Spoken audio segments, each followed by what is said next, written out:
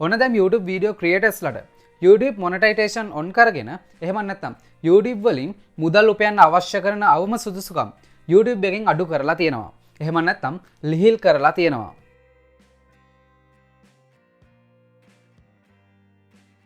ඉතින් ඒ අනුව YouTube subscribers ලා 500ක් සහ watch hours 3000ක් හෝ short video views 3 million වලින් YouTube video creators ලට YouTube monetization on කරගෙන YouTube partner program එකට join වෙන්න පුළුවන්. ඉතින් මේ විදිහට අවම සුදුසුකම් ලිහිල් කරපු එක අපි හැමෝටම ගොඩක් වටින දෙයක්.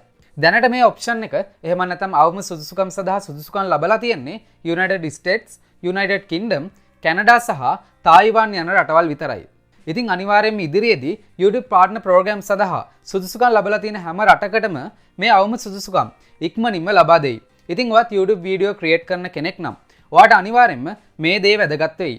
ඉතින් මේ වගේ අලුත්ම තාක්ෂණික තොරතුරු දැනගන්න මාව subscribe කරන්න. ඒ වගේම Facebook සහ TikTok එකෙත් මාව follow කරන්න අමතක කරන්න එපා. ඔයාලා හැමෝටම සුබම සුබ දවසක්.